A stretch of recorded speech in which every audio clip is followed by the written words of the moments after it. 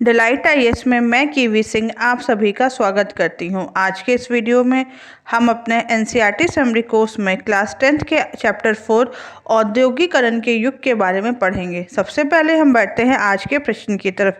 आज का प्रश्न है, भाप इंजन का पेटेंट किसने कराया था? James Watt, Copernicus, Nikola Tesla, Alexander Graham Bell. इसका उत्तर मैं आपको वीडियो खत्म होने पर बताऊंगी। चलिए बढ़ते हैं आज के चैप्टर की तरफ।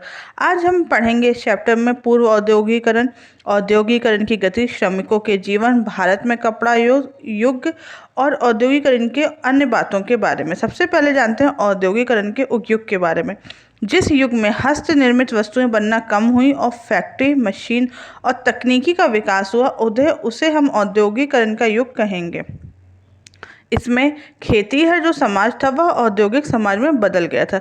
अब देखते हैं पूर्व औद्योगिकरण क्या होता है। यूरोप में औद्योगिकरण के पहले काल को पूर्व औद्योगिकरण का काल कहते हैं। दूसरे शब्दों में कहा जाए तो यूरोप में सबसे पहले कारखाने लगने के पहले के काल को हम पूर्व औद्योगिकरण का काल कहेंगे। इस अवधि में गांवों में सामान बनते थे जिसे व्यापार शहर में व्यापारी खरीदते थे और उसी प्रकार से लेन देन की प्रक्रिया से चीज़ें चलती थी। फिर हम देखेंगे कारखानों की शुरुआत के बारे में, किस तरीके से कारखानों की शुरुआत हुई और कारखानों से हमें क्या लाभ हुआ। सबसे पहले इंग्लैंड में 1730 में कारखाने बनने शुरू हुए। 18वीं सदी के आखिरी तक पूरे इंग्लैंड में सब जगह कारखाने दिखने लगे। इस युग का पहला प्रतीक कपास था। 19वीं सदी के आखिर में कपास के उत्पादन में भारी बढ़ोतरी हुई थी, जिसमें 1760 में ब्रिटेन में 2.5 मिलियन पाउंड का कपास आयातित होता था। 1787 तक यह मात्रा बढ़ के 22 मिलियन पाउंड हो गई थी। कारखानों के खुलने से हमें कई फायदे हुए थे, मतलब ब्रिटेन की आर्थिक स्थिति में काफ़ी बदलाव आया था। वहाँ की श्रमिकों की कार्य कुशलता बढ़ गई थी। मशीनों की सहायता से प्रति श्रमिक अधिक मात्रा में काम और बेहतर उत्पाद बढ़ने लगे थे। औद्योगिकरण की शुरुआत से मुख्य रूप से सूती कपड़ा उद्योग में हुई थी। कारखानों में श्रमिक की निगरानी और उनसे काम लेना अधिक आसान हो गया था। हम देखेंगे औद्योगिक परिवर्तन की रफ्तार के बारे में। औद्योगिकरण का मतलब सिर्फ फैक्ट्री उद्योग का विकास नहीं था। कपास तथा सूती वस्त्र उद्योग एवं लोहा स्टील उद्योग के में भी काफ़ी ज़्यादा बदलाव आए और यह ब्रिटेन के सबसे फलते फूलते उद्योगों में से एक हो गए थे। इसके पहले दौर में अर्थात 1840 के दशक तक सूती कपड़ी उद्योग अग्रणी क्षेत्र था। उसके बाद रेलवे के प्रसार के बाद लोहा इस्पात उद्योग में तेजी से वृद्धि हुई। रेल का प्रसार में इंग्लैंड में 1840 के दशक में हुआ और उपनिवेशों में यह 1860 के दशक तक फैल गया। 1873 आते आते ब्रिटेन से लोहा और इस्पात के निर्यात की कीमत 77 मिलियन पाउंड हो गई। यह सूती कपड़ों के निर्यात का दुगना था, लेकिन इससे रोजगार पर कुछ खास असर नहीं हुआ था। 19वीं सदी के अंत तक कामगारों का 20% से भी कम तकनीकी रूप से औद्योगिक क्षेत्र में नियोजित था। इससे यह पता चलता है कि नए जो उद्योग थे वह पारंपरिक उद्योगों को विस्थापित नहीं कर पाए थे। हम देखेंगे हाथ के श्रम और वाष्प शक्ति के बारे में। इस जमाने में श्रमिकों की कोई कमी नहीं थी, इसलिए श्रमिकों की किल्लत या अधिक पारिश्रमिक अर्थात जो डेली वेजेस होता था उसकी कोई समस्या नहीं होती थी। इसलिए महंगी मशीनों में पूंजी लगाने की अपेक्षा श्रमिकों से काम लेना ही बेहतर समझा जाता था। मशीनों से बनी चीज़ एक जैसी ही होती थी। ये हाथ से बनी चीज़ों की गुणवत्ता और सुंदरता का मुकाबला नहीं कर सकती थी। उच्च वर्ग के लोग आज भी हाथ से बनी हुई चीज़ों को ज़्यादा प्रेफर करते थे, लेकिन 19वीं शताब्दी में अमेरिका में जो स्थिति थी वह यहाँ से काफ़ी अलग थी। वहाँ पे श्रमिकों की कमी होने के कारण मशीनीकरण ही एकमात्र एक रास्ता बचा था। अब देखते हैं हम मजदूरों की ज़िंदगी या उनकी स्थिति के बारे में। ब्रिटेन में उद्योगपति को मानव श्रम की कमी नहीं थी। वे मशीन नहीं लगाना चाहते थे क्योंकि उन्हें मशीनों के लिए अधिक पूंजी की आवश्यकता पड़ती थी। फिर हम यह देखेंगे कि जो कुल मिलाकर जो मजदूरों का जीवन था वह काफ़ी दयनीय स्थिति में पहुंच चुका था। श्रम की बहुत ज़्यादा बहुतायत होने की वजह से नौकरी की भारी कमी थी। नौकरी मिलने की संभावना बहुत ही ज़्यादा जान पहचान या फिर होता है ना कि किसी से कह कर ही ये कार्य हो पाता था। बहुत सारे उद्योगों में मौसमी काम की वजह से कामगारों को बीच बीच में बहुत समय तक खाली बैठना पड़ता था और मजदूरों की आय वास्तविक मूल्य में भारी कमी थी, इसलिए वहाँ पे गरीबी की स्थिति बहुत ज़्यादा हो गई थी। हम देखेंगे उपनिवेशों में औद्योगिकरण के बारे में। भारत पे नज़र डालते हैं और यह देखते हैं कि भारत में औद्योगिकरण कैसे हुआ था। सबसे पहले जानते हैं भारतीय कपड़े के युग के बारे में। मशीन उद्योग से पहले भारत में अंतर्राष्ट्रीय बाजार में भारत के रेशमी और सूती उत्पादों का दबदबा था। उच्च किस्म का कपड़ा भारत से अर्मेनियम और फारसी सौदागर पंजाब से अफगानिस्तान, पूर्वी फारस और मध्य एशिया तक लेकर जाते थे।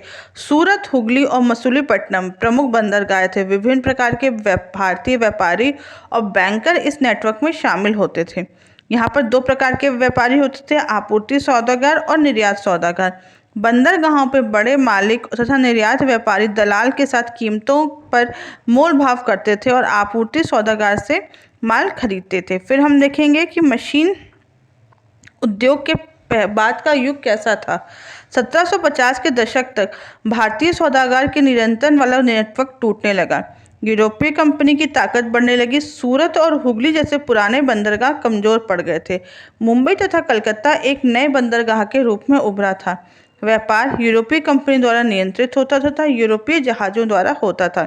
शुरुआत में भारत के कपड़ा व्यापार में कोई कमी नहीं हुई, लेकिन 18वीं शताब्दी में वैसे भी यूरोप में जो भारतीय कपड़ों की मांग थी वह काफ़ी ज़्यादा थी। फिर हम देखेंगे कि यूरोपीय कंपनी के आने से भारत के बुनकरों पर क्या असर पड़ा। ईस्ट इंडिया कंपनी द्वारा स्थापित करने से पहले बुनकर बेहद बेहतर स्थिति में थे, क्योंकि उनका उत्पाद खरीदने वाले बहुत से ग्राहक थे तथा वे मोल भाव करके सबसे अधिक कीमत देने वालों को अपना सामान बेच सकते थे। ईस्ट इंडिया कंपनी के आने के बाद बुनकरों की स्थिति में क्या प्रभाव पड़ा। इसके बाद 1760 के बाद की हम स्थिति देखेंगे कि जो भारतीय व्यापार पे ईस्ट इंडिया कंपनी का एकाधिकार हो गया था। कपड़ा व्यापार में सक्रिय व्यापारियों और दलालों को खत्म करके बुनकरों पर प्रत्यक्ष नियंत्रण लगा दिया गया था। बुनकरों को अन्य खरीदारों के साथ कारोबार करने पर पाबंदी लगा दी गई। बुनकरों पर निगरानी रखने के लिए एक वेतनभोगी की नियुक्ति की गई थी, जिसके बीच में अधिकतर बुनकरों से टकराव होते रहते थे। बुनकरों को कंपनी से मिलने वाली कीमत में बहुत ही ज़्यादा कमी होती थी, जिससे इनकी आर्थिक स्थिति लगातार खराब होती रही। फिर हम देखेंगे भारत में मैनचेस्टर के आने के बारे में। 19वीं सदी की शुरुआत से ही भारत से कपड़ों के निर्यात में कमी आने लगी। 1811 से 12 में भारत से होने वाले निर्यात सूती कपड़ों की हिस्सेदारी जो थी वो 33% थी, जो 1850 आते आते मात्र 3% रह गई थी। ब्रिटेन के निर्माताओं के दबाव के कारण सरकार ने ब्रिटेन में इम्पोर्ट ड्यूटी लगा दी, ताकि सिर्फ इंग्लैंड में ही वहाँ बनने वाली वस्तुएं ही बिक सकें। ईस्ट इंडिया कंपनी पर इस बात का भी दबाव डाला गया कि वह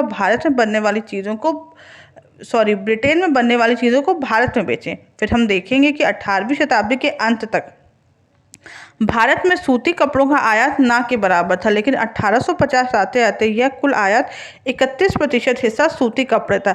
1870 के दशक में यह हिस्सा बढ़कर 50% के ऊपर चला जाता है। मैनचेस्टर के आगमन से भारतीय बुनकरों को काफ़ी समस्या आई थी। भारतीय बुनकरों का व्यापार ढल गया, स्थानीय बाजारों का संकुचित हो गया, कपास अच्छी नहीं मिल पाई और जैसे कि कपास खरीदने पे लोग मजबूर हो गए। 19वीं शताब्दी के अंत में भारत में फैक्ट्रियों द्वारा उत्पादन शुरू और भारतीय बाजार में मशीनी उत्पाद की बाढ़ आई थी। भारत में कारखाने की शुरुआत होती है। मुंबई में पहला सूती मिल का कपड़ा 1854 में बना और उसका उत्पादन 2 वर्षों बाद शुरू हो पाया था। 1862 तक 4 मिलें शुरू हो गई थी। उसी समय बंगाल में जूट मिलें खिली। इसके साथ साथ कानपुर में 1860 के दशक में एल्गिन मिल की शुरुआत हुई थी। अहमदाबाद में भी इसी स्थिति में पहली अवधि में पहला मिल खड़ा। मद्रास के पहले सूती मिल की स्थापना 1874 में हुई थी और उत्पादन भी शुरू हुआ था। हम जानते हैं प्रारंभिक उद्यमियों के बारे में। यह सभी चीन के व्यापार में शामिल होते थे। उदाहरण के लिए हम देखेंगे द्वारकानाथ टैगोर। यह एक बंगाल के बहुत प्रसिद्ध व्यापारी थे। इन्होंने 6 संयुक्त उद्यम कंपनी लगाई थी। इसके साथ साथ मुंबई में दिनोश पेटेड और जे.एन. टाटा भी एक प्रमुख व्यापारी के रूप में उभरते हैं। कलकत्ता में सेठ हुकुमचंद ने पहली जूट की मिल लगाई। इसके साथ साथ हम जी.डी. बिरला को भी देखेंगे। इन्होंने भी इस व्यापार में काफ़ी योगदान दिया था। मद्रास के कुछ सौदागर जो बर्मा, मध्य पूर्व और पूर्वी अफ्रीका से व्यापार करते थे, वे भी व्यापारियों में काफ़ी अग्रणी भूमिका निभाई थी। कुछ वाणिज्यिक समूह के लोग जो भारत के भीतर ही व्यापार करते थे। भारत के व्यापार पर अंग्रेजों का ऐसा शिकंजा था कि उसमें से उन्होंने भारतीय व्यापारियों को बढ़ने के लिए अवसर ही नहीं दिए थे। पहले विश्व युद्ध तक भारतीय उद्योग के अधिकतम हिस्से पर यूरोप की जो एजेंसियां थी उनकी ही पकड़ बनी हुई थी। फिर हम देखेंगे मजदूर कहाँ से आए। जिस प्रकार के जब ये उद्योग लगे थे या जो कारखाने लगे थे तो उसमें मजदूर कहाँ से आए थे। ज़्यादातर मजदूर जो वहाँ के होते थे वे आसपास के ही जिलों से होते थे। अधिकांशतः वे किसान व कारीगर होते थे जिन्हें गांव में कोई काम नहीं मिलता था। उदाहरण के लिए हम देखेंगे मुंबई में, जब मुंबई में सूती कपड़ा की मिल लगी तो उनके आसपास अधिकतर काम करने वाले लोग रत्नागिरी जिले से ही आते थे। 19वीं सदी में हम मजदूरों की स्थिति के बारे में भी देखेंगे। 1901 में भारत में मजदूरों की स्थिति अस्थायी तौर पर रखी जाती थी। फसलों की कटाई में के बाद ये लोग गांव लौट जाते थे। इनको नौकरी में जो थी इनकी अस्थायी थी और कठिन भी होती थी मिलना, और मजदूरों की ज़िंदगी को यह लोग काफ़ी ज़्यादा नियंत्रित करते थे।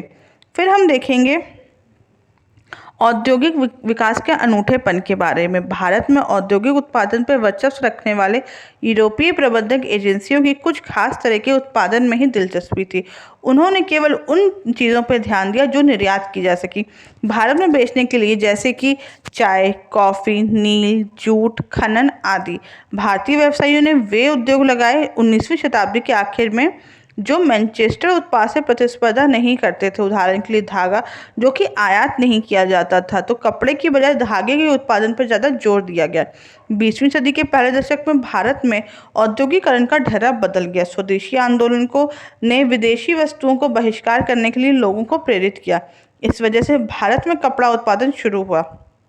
आगे चल के चीन के धागे का निर्यात घट गया और अब इसी वजह से धागा उत्पादक कपड़े बनने लगे।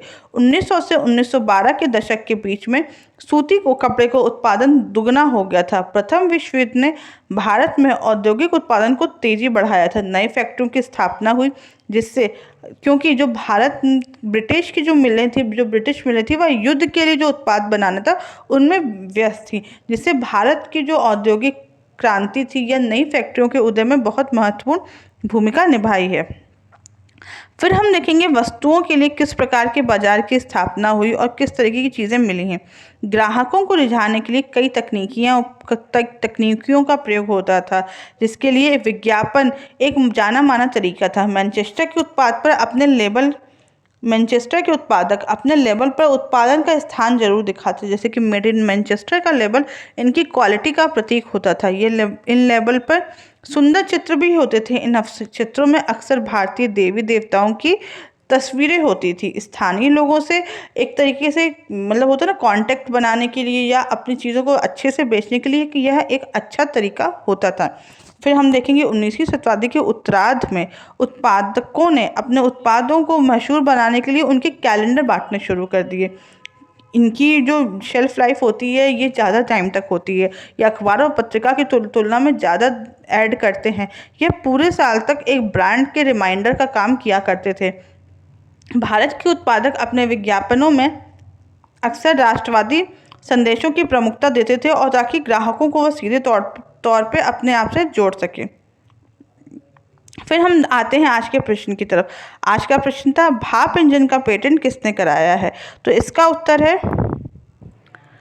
उत्तर है जेम्स वॉट।